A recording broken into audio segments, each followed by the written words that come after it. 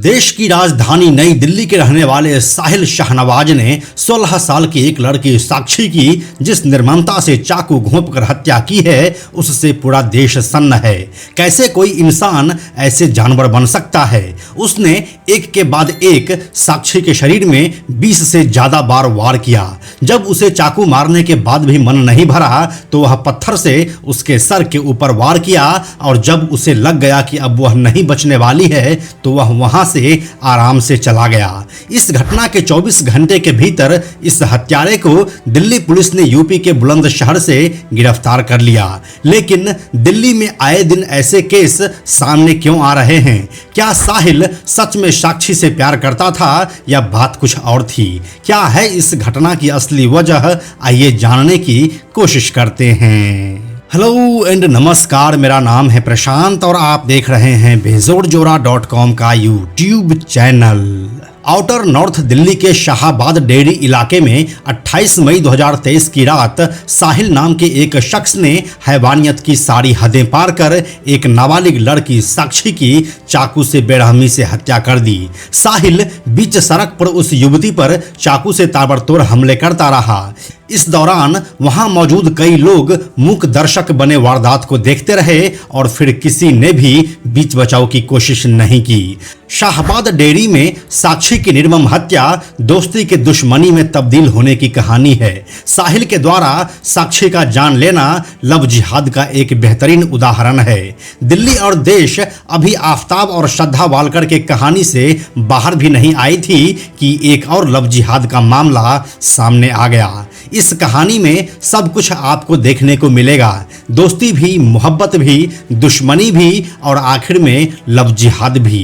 कुछ इस तरह की कहानी सामने आ रही है कि साहिल और साक्षी एक दूसरे के दोस्त हुआ करते थे और फिर दोनों में प्यार हो गया। मीडिया रिपोर्ट्स की माने तो साक्षी के जीवन में आने वाला साहिल कोई पहला लड़का नहीं था। इससे पहले भी साक्षी की एक लड़के से दोस्ती थी और वह रिश्ता सिर्फ वहीं तक सीमित था। लेकिन साक्षी जब साहिल के प्यार में पड़ गई तो साहिल ने उसे उसके बाकी मेल फ्रेंड्स के साथ बात करने से मना कर दिया। साक्षी भी इस बात को मान गई थी, लेकिन फिर ऐसा क्या हुआ जो साक्षी साहिल को इग्नोर करने लगी थी? तो इसकी कहानी कुछ इस तरह से शुरू होती है।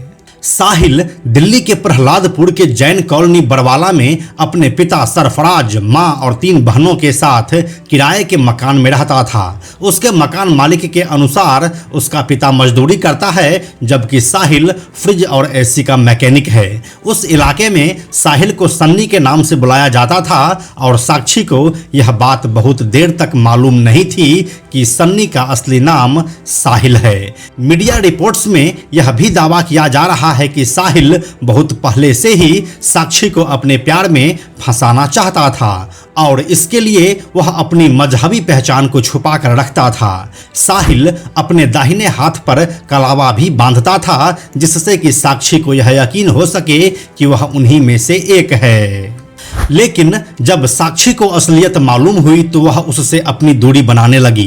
दिल्ली पुलिस के अनुसार शुरुआती जांच से पता चला है कि साक्षी और साहिल के बीच एक दिन पहले झगड़ा हुआ था। इसके बाद साक्षी ने साहिल को चेतावनी दी थी कि वह उससे दूर ही रहे, लेकिन फिर साक्षी की तरफ से बातचीत बंद करने और पुराने दोस्त से नजदीकी बढ़ाने पर साहिल बहुत गुस्सा हो गया था। उसने कई बार साक्षी का पहले पीछा भी किया था, लेकिन इन सब बातों को दरकिनार करते हुए साक्षी ने साहिल की एक भी बात नहीं मानी और उसे जो करना था वह करती रही।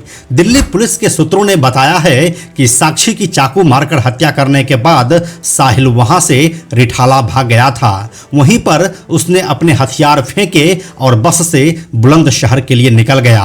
पुलिस सूत्रों ने बताया है कि साहिल ने हत्या के तुरंत बाद अपना फोन स्विच ऑफ कर लिया था। हालांकि पुलिस ने उस फोन को भी बरामद कर लिया है। दिल्ली से बुलंदशहर जाने के लिए उसने 2 बसें बदली थी। गिरफ्तार होने के बाद उसने पुलिस के कई सवाल का जवाब ठीक से नहीं दिया। वह शायद पुलिस को गुमराह करने के लिए ऐसा कर रहा है। लेकिन दिल्ली पुलिस को साहिल की 2 दिनों की रिमांड मिल गई है। अब दिल्ली पुलिस उसके साथ सलीके से पूछताछ करेगी और फिर वह किसी नतीजे पर पहुंचेगी। साक्षी की हत्या के बाद उनके माँ बाप पूरी तरह से टूट चुके हैं। उनकी आर्थिक स्थिति बहुत ही ज़्यादा खराब है। इसे ऐसे समझ सकते हैं कि दोनों के पास अपनी बेटी का अंतिम संस्कार करने तक के पैसे नहीं थे। साक्षी के माता पिता की आर्थिक स्थिति इतनी खराब है कि बेटी के अंतिम संस्कार के लिए भी उसे कर्ज मांगना पड़ा। बेटी के अंतिम संस्कार के बाद जब परिवार शमशान घाट से निकलने लगा तो परिसर में काम करने वाले कर्मचारी ने फीस के तौर पर 3500 रुपये मांगे, लेकिन पीड़िता के पिता इसे देने में असमर्थ थे। उन्होंने हाथ जोड़कर रुपये कम करने को कहा। इस पर आसपास के लोगों ने कुछ पैसे इकट्ठे किए। इस दौरान वहां खड़े पुलिसकर्मियों ने भी कर्मचारियों से कुछ कम रुपये लेने की बात कही, जिसके बाद शमशान घाट के केयरटेकर ने 3000 रुपये लिए। साक्षी के पिता के अनुसार उनकी बेटी बड़ी होशियार थी। उसका किसी दूसरे से कोई वास्ता नहीं रहता था। जिस वक्त यह वारदात हुई उस दौरान वह पड़ोस में एक महिला के घर गई हुई थी। उन्होंने कहा कि मुझे नहीं लगता कि उनकी बेटी की दोस्ती उस लड़के के साथ थी। वह अगर उसका दोस्त होता तो इतनी बेरहमी से चाकू से साक्षी का मर्डर नहीं करता। अब अगर बात साहिल की करें तो आखिर उस लड़के में इतनी हिम्मत कहां से आ गई कि जिसे वह अपनी दोस्त कहता था उसी की जान ले लिया।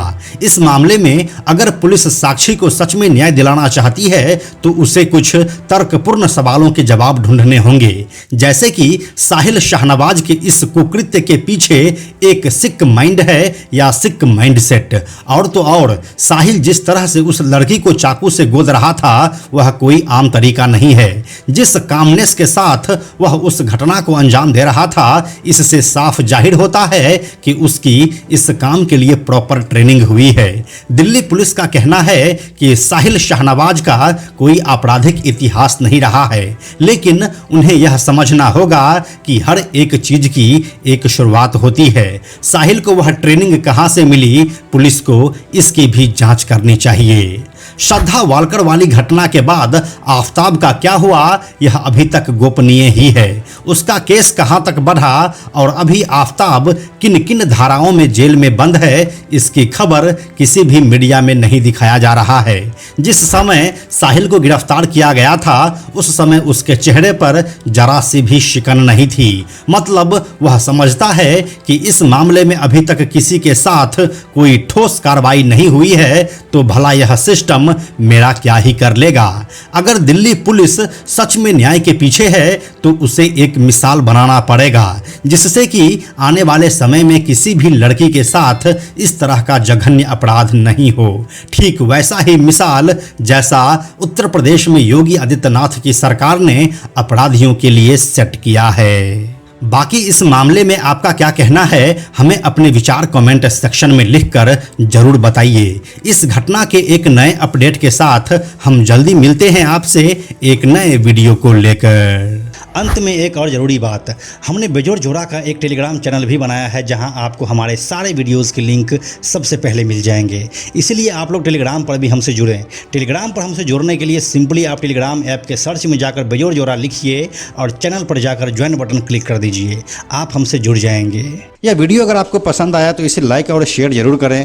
आने वाले वीडियोज़ के लिए बेजोड़ जोड़ा को सब्सक्राइब करके बेल आइकन को टच करना ना भूलें। Thank you so much.